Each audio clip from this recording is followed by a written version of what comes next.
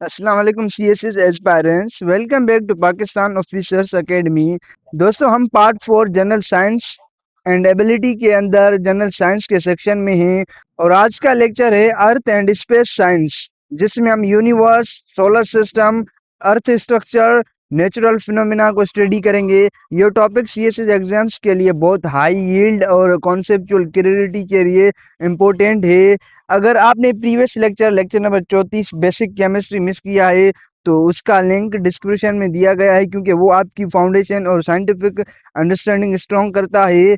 आज का lecture and तक समझने के बाद आप कॉन्फिडेंटली यूनिवर्स, सोलर सिस्टम, अर्थ लेयर्स और नेचुरल फिनोमेना एक्सप्लेन कर पाएंगे और सीएसएस जनरल साइंस पेपर के एमसीक्यूज और डिस्क्रिप्टिव क्वेश्चंस में कॉन्फिडेंट फील करेंगे। तो चलिए शुरू करते हैं आज के लेक्चर को।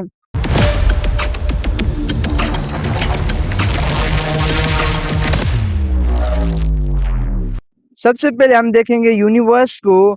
अब हम यूनिवर्स को डिटेल में समझेंगे।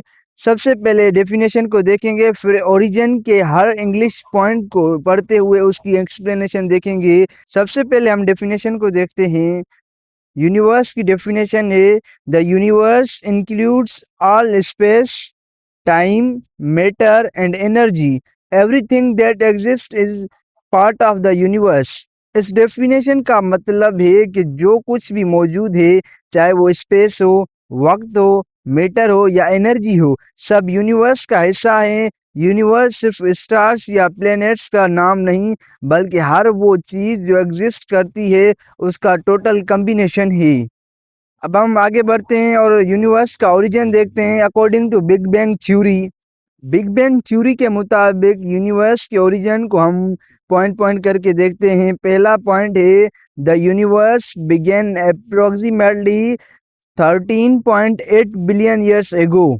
इसका मतलब है कि साइंस के मुताबिक यूनिवर्स की शुरुआत तकरीबन 13.8 बिलियन साल पहले हुई। यानी यूनिवर्स हमेशा से एग्जिस्ट नहीं करता था, बल्कि एक स्पेसिफिक वक्त पर इसका आगाज हुआ।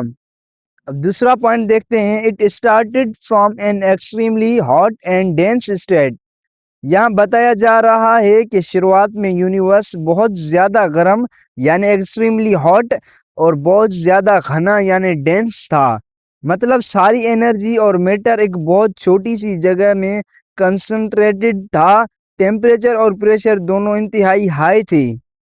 अब तीसरा पॉइंट है, the universe has been expanding since its origin. इसका मतलब है कि जब से यूनिवर्स बना है तब से ये लगातार एक्सपेंड हो रहा है।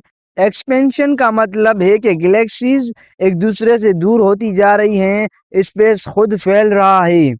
अब हम देखते हैं ये जो गैलेक्सीज हैं जो एक दूसरे से दूर होती जा रही हैं, जिसकी वजह से स्पेस खुद फैल रही है, ये गैलेक्सीज होती क्या हैं? अब हम इसको देखते हैं। सबसे पहले इसकी डेफिनेशन को पढ़ते हैं। A galaxy is a massive system of stars, gas, dust and rock matter held together by gravity. इस डेफिनेशन में बताया गया है कि गैलेक्सी एक बहुत बड़ा सिस्टम होता है जिसमें स्टार्स, गैस, डस्ट और डार्क मैटर शामिल होते हैं। ये सब ग्रेविटी की वजह से एक साथ बंधे रहते हैं। Our galaxy is called the Milky Way. यानी हमारी गैलेक्सी का नाम मिल्की वे है। अगली लाइन है, it contains billions of stars including our sun. इसका मतलब है कि मिल्की वे में अर्बन यानी बिलियंस स्टार्स मौजूद हैं और उन्हीं में से एक हमारा सन भी है। यानी हमारा सोलर सिस्टम भी इसी गैलेक्सी का हिस्सा है। अब हम यूनिवर्स को समराइज करें तो यूनिवर्स की ओरिजिन बिग बैंग थ्योरी से एक्सप्लेन होती है। तब से यूनिवर्स एक्सपेंड हो रहा है और गैलेक्सीज उसके बेसिक बिल्डिंग ब्लॉक्स हैं। यूनिवर्स 13.8 बिलियन साल पहले शुरू हुआ। शुरुआत में बहुत हॉट और डेंस था और अब तक एक्सपेंड हो रहा है। हमारी गैलेक्सी मिल्की वे है, जिसमें हमारा सन भी शामिल है। दोस्तों, अब हम आगे बढ़ते हैं और देखते हैं सोलर सिस्टम को। अब हम सोलर सिस्टम को समझते हैं। सबसे पहले सोलर सिस्टम की डेफिनेशन को देखते हैं। The solar system consist of the sun and all celestial bodies that revolve around it due to gravitational attraction. इसका मतलब है कि सोलर सिस्टम में सन और वो तमाम सेलेशियल बॉडीज जैसे प्लैनेट्स, मून्स, एस्टेरॉइड्स, कॉमेट्स शामिल हैं जो सन के गिर्द ग्रेविटी की वजह से घूमते हैं। यानी सन सेंटर में होता है और बाकी सब उसके ग्रेविटेशनल पुल की वजह से उसके अराउंड रिवॉल्व करते हैं। अब हम सन की डेफिनेशन देखते हैं कि सन है क्या। The sun is a medium sized star that produces energy through nuclear fusion. इस लाइन का मतलब है कि सन एक मीडियम साइज्ड स्टार है। ये अपनी एनर्जी न्यूक्लियर फ्यूजन के प्रोसेस से प्रोड्यूस करता है। न्यूक्लियर फ्यूजन में हाइड्रोजन एटम्स मिलकर हीलियम बनाते हैं और इस प्रोसेस में बहुत ज़्यादा एनर्जी रिलीज होती है। अब अगली लाइन है, it is the primary source of light and heat for earth. इसका मतलब है कि अर्थ के लिए रोशनी और हीट का असल सोर्स सन ही है। अगर सन ना हो तो जिंदगी मुमकिन ना हो। दोस्तों अब हम आगे बढ़ते हैं और देखते हैं प्लैनेट्स को। There are 8 planets in the solar system. Solar system में टोटल 8 प्लैनेट्स हैं जो सन के गिर्द रिवॉल्व करते हैं। और ये 8 प्लैनेट्स टू टाइप के प्लैनेट्स होते हैं। एक इनर प्लैनेट्स जिन्हें टेरेस्ट्रियल प्लैनेट्स भी कहा जाता है और दूसरे आउटर प्लैनेट्स। सबसे पहले हम इनर प्लैनेट्स को देखते हैं। इनर प्लैनेट्स में है, पहले नंबर पर है मरकरी, दूसरे नंबर पर है वेनस, तीसरे नंबर पर है अर्थ, चौथे नंबर पर है Mars. These are rocky planets with solid surfaces. इसका मतलब है कि ये अंदर वाले प्लैनेट्स जमीनी यानी रॉकी हैं और इनकी सरफेस सॉलिड होती है। इन्हें टेरेस्ट्रियल प्लैनेट्स भी कहा जाता है। ये 4 प्लैनेट्स इनर प्लैनेट्स हैं। अब हम 4 आउटर प्लैनेट्स को देखते हैं। पहले नंबर पर है जुपिटर प्लैनेट्स जो कि आउटर प्लैनेट्स है। और दूसरी है सैटर्न, तीसरी है यूरानस, चौथी है Neptune. Jupiter and Saturn are gas giants. इसका मतलब है कि जुपिटर और सैटर्न बहुत बड़े प्लैनेट्स हैं जो ज्यादातर गैसेस यानी हाइड्रोजन और हीलियम पर मुश्तमिल हैं। और दो जो Uranus and Neptune are ice giants. इसका मतलब है कि यूरानस और नेपच्यून में गैसेस के साथ साथ आइस मटेरियल्स जैसे मेथेन, एमोनिया भी ज्यादा क्वांटिटी में होते हैं, इसीलिए इन्हें आइस जायंट्स कहा जाता है। अब हम आगे बढ़ते हैं और देखते हैं मोशंस ऑफ अर्थ यानी अर्थ मूव कैसे करता है। मोशंस ऑफ अर्थ दो टाइप्स हैं इसकी, रोटेशन और रेवोल्यूशन। पहले हम रोटेशन को देखते हैं। The earth rotates on its axis every 24 hours. इसका मतलब है कि अर्थ अपनी इमेजिनरी लाइन एक्सिस पर 24 घंटों में एक दफा घूमती है। This causes day and night. जब अर्थ रोटेट करती है तो जिस हिस्से पर सनलाइट पड़ती है वहाँ दिन होता है और जो हिस्सा ऑपोजिट साइड पर होता है वहाँ रात होती है। ये था रोटेशन। अब हम रेवोल्यूशन को देखते हैं। The earth revolves around the sun in about 365 days. इसका मतलब है कि अर्थ सन के गिर्द एक कंप्लीट चक्कर लगाने में तकरीबन 365 दिन लेती है। This causes seasons due to the tilt of earth's axis. Earth का एक्सिस थोड़ा सा टिल्टेड यानी झुका हुआ है। इसी टिल्ट की वजह से जब अर्थ रिवॉल्व करती है तो डिफरेंट पार्ट्स को डिफरेंट टाइम पर ज्यादा या कम सनलाइट मिलती है। जैसे सीजन्स यानी समर, विंटर वगैरह चेंज होते हैं। अगर हम सोलर सिस्टम को समराइज करें तो सोलर सिस्टम सन और उसके गिर्द घूमने वाले तमाम सेलेशियल बॉडीज पर मुश्तमिल है। सन एनर्जी का सोर्स है। प्लैनेट्स दो ग्रुप्स में डिवाइडेड हैं और अर्थ की रोटेशन और रेवोल्यूशन दिन रात और सीजन्स का सबब बनती हैं। सोलर सिस्टम में 8 प्लैनेट्स हैं जो सन के गिर्द रिवॉल्व करते हैं। सन न्यूक्लियर फ्यूजन से एनर्जी देता है। अर्थ की रोटेशन से डे नाइट और रेवोल्यूशन से सीजन पैदा होती है। दोस्तों अब हम आगे बढ़ते हैं और देखते हैं स्ट्रक्चर ऑफ द अर्थ। अब हम अर्थ की स्ट्रक्चर को डिटेल में समझते हैं। सबसे पहले हम इसकी डेफिनेशन को देखते हैं। The earth is composed of 3 main layers. इसका मतलब है कि अर्थ को समझने के लिए हमें उसके 3 बेसिक लेयर्स को समझना जरूरी है।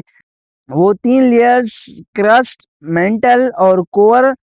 हर लेयर्स अपनी प्रॉपर्टीज और फंक्शन में यूनिक है। सबसे पहले नंबर पर है क्रस्ट। अब हम क्रस्ट को देखते हैं। The outermost layer. Crust earth का सबसे बाहर वाला हिस्सा है। ये लेयर सरफेस पर होती है जहां हम रहते हैं। ये thin compare to other layers. Crust बाकी लेयर्स के मुकाबले में पतली है, यानी इसका थिकनेस कम है। Contains continents and ocean floor.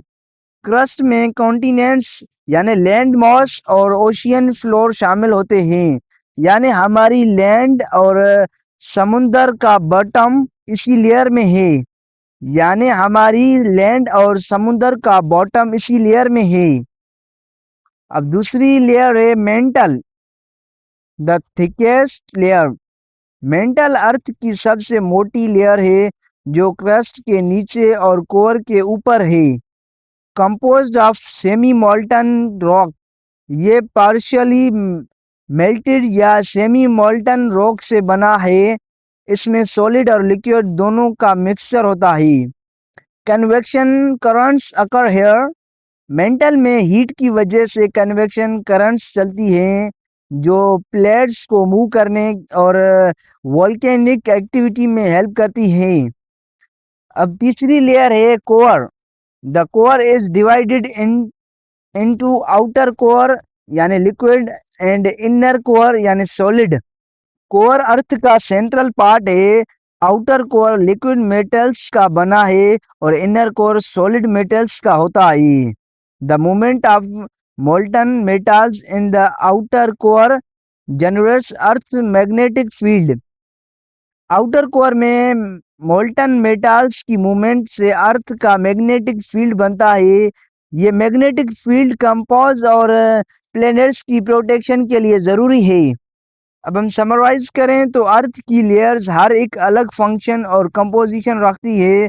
Crust surface और लैंड मास प्रोवाइड करती है। मेंटल हीट और प्लेट मूवमेंट्स के लिए रिस्पॉन्सिबल है और कोर अर्थ का मैग्नेटिक शील्ड बनाता है। अर्थ 3 लेयर्स से बनी है। क्रस्ट जो कि thin and land and ocean provide करती है और मेंटल जो कि थिक एंड सेमी मोल्टन है। तीसरे नंबर पर कोर है जिसमें आउटर लिक्विड का होता है और इनर सॉलिड का होता है जो मैग्नेटिक फील्ड क्रिएट करता है। दोस्तों अब हम आगे बढ़ते हैं और देखते हैं प्लेट टेक्टोनिक्स। अब हम अर्थ के क्रस्ट और प्लेट टेक्टोनिक्स को समझते हैं। पहले डेफिनेशन देखते हैं, फिर इसकी टाइप्स को हम स्टडी करते हैं। इसकी डेफिनेशन है the earth's crust is divided into several tectonic plates. इसका मतलब है कि अर्थ का आउटर लेयर या क्रस्ट छोटी और बड़ी मूविंग स्लैब में डिवाइड है जिन्हें टेक्टोनिक प्लेट्स कहते हैं। ये प्लेट्स अर्थ के सरफेस पर कंटिन्यूसली मूव करते रहते हैं। These plates move due to convection currents in the mantle. Mental में हीट की वजह से जो कन्वेक्शन करंट्स चलती हैं वो प्लेट्स को ड्रैग करती हैं और उनके मूवमेंट के रिस्पॉन्सिबल होती हैं। अब हम आगे बढ़ते हैं और देखते हैं types of plate boundaries. 3 main types हैं। पहली टाइप है divergent boundaries. Plates move away from each other. इसका मतलब है कि 2 प्लेट्स एक दूसरे से दूर होती हैं। यहाँ नई क्रस्ट बनती है और मिड ओशियन रिजेस या रिफ्ट वैलीज फॉर्म होते हैं। दूसरी टाइप है convergent boundaries. Plates collide with each other, यानी 2 प्लेट्स टकराती हैं। इस कोलिजन से माउंटेन्स बनते हैं जैसे हिमालयाज और वोल्केनिक एक्टिविटी भी होती है। तीसरी टाइप है transform boundaries. Plates slide past each other, यानी प्लेट्स एक दूसरे से पैरेलल साइड में मूव करती हैं। इस मूवमेंट की वजह से अर्थक्वेक्स होती हैं, जैसे सैन एंड्रीज फॉल्ट। अब हम थोड़ा प्लेट टेक्टोनिक्स एक्सप्लेन करते हैं। Plate tectonics explains earthquakes, volcanoes, mountains formation, ocean trenches. Plate movement के इफेक्ट समझने से हम अर्थ का सरफेस के बहुत से फिनोमिना को एक्सप्लेन कर सकते हैं, जैसे प्लेट्स का कोलाइड होना माउंटेन्स और वोल्केनोज बनता है, स्लाइड करना अर्थक्वेक्स लाता है, और मिड ओशियन रिजिस से ओशियन ट्रेंच फॉर्म होते हैं। अब हम समराइज करें तो अर्थ का क्रस्ट प्लेट्स में डिवाइडेड है, और ये मेंटल के कन्वेक्शन करंट्स की वजह से मूव करते हैं। प्लेट बाउंड्रीज के टाइप्स और मूवमेंट से अर्थक्वेक्स, वोल्केनोज, माउंटेन्स और ओशियन ट्रेंचेस एक्सप्लेन होते हैं। टेक्टोनिक प्लेट्स क्रस्ट को बनाते हैं। प्लेट्स के मूवमेंट से नेचुरल फिनोमिना जैसे अर्थक्वेक्स, वोल्केनोज, माउंटेन्स का एक्सप्लेनेशन मिलता है। दोस्तों अब हम आगे बढ़ते हैं और लास्ट में देखते हैं नेचुरल फिनोमिना। अब हम नेचुरल फिनोमिना को डिटेल में समझते हैं। ये वो इवेंट्स हैं जो अर्थ और एटमॉस्फेयर के नेचुरल प्रोसेस की वजह से होते हैं। पहले डेफिनेशन को देखते हैं, फिर जियोलॉजिकल, एटमॉस्फेरिक और एस्ट्रोनॉमिकल को डिटेल में समझते हैं एक एक करके। इसकी डेफिनेशन है, natural phenomena are events that occur due to natural process of the earth and atmosphere. इसका मतलब है कि ये वो इवेंट्स हैं जो ह्यूमन इंटरवेंशन के बिना अपने आप होते हैं। ये अर्थ की फिजिकल प्रोसेस या एटमॉस्फेयर की कंडीशंस की वजह से पैदा होते हैं। अब हम देखते हैं कितने टाइप के फिनोमिना होते हैं, एक एक करके देखते हैं। सबसे पहले नंबर पर है जियोलॉजिकल फिनोमिना। इसमें सबसे पहला इसमें सबसे पहला पॉइंट है earthquakes, sudden release of energy due to tectonic plate movement. जब टेक्टोनिक प्लेट्स मूव करते हैं और एनर्जी सडनली रिलीज होती है तो ग्राउंड शेक करता है, ये अर्थक्वेक्स होते हैं। दूसरा है volcanoes, eruption of magma from beneath the earth surface. जब मोल्टन रॉक यानी मैग्मा सरफेस पर आता है तो वोल्केनो बनता है और लावा ऐश निकलता है। देखिए आपने परेशान नहीं होना, आप ऐसे इन्हें शॉर्ट में याद कर सकते हैं, क्योंकि इसके सवाल डिटेल में नहीं आएंगे। जो स्टडी करवा रहा हूँ इतनी गहराई में ही आएंगे, इनके सवाल डिटेल में नहीं आएंगे। तीसरा ऐसा है tsunami, large sea waves usually caused by under sea earthquakes. Under water earthquakes या लैंडस्लाइड्स की वजह से समुद्र में ह्यूज वेव्स बनती हैं, जिससे कोस्ट पर मैसिव फ्लडिंग होती है, ये सुनामी होते हैं। अब हम दूसरा फिनोमेना देखते हैं। दूसरा फिनोमेना है एटमॉस्फेरिक फिनोमेना। इसमें भी तीन फिनोमेना होते हैं, साइक्लोनोज, हरिकेन्स, मॉनसून्स।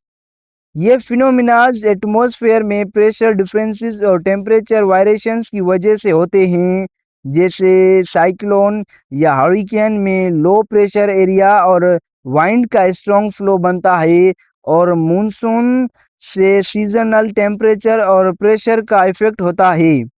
अब आगे बढ़ते हैं और तीसरा और आखिरी फिनोमिना देखते हैं, एस्ट्रोनॉमिकल फिनोमिना। इसका सबसे पहला पार्ट है solar eclipse, occurs when the moon comes between the earth and the sun। Moon की पोजीशन अर्थ और सन के बीच में आती है तो सन का लाइट टेम्पररी ब्लॉक हो जाता है, ये सोलर एक्लिप्स कहलाता है। दूसरा है लैनर eclipse, occurs when the earth comes between the sun and the moon। अर्थ सन और मून के बीच में आती है और मून पर सनलाइट ब्लॉक होती है, ये लैनर एक्लिप्स कहलाता है।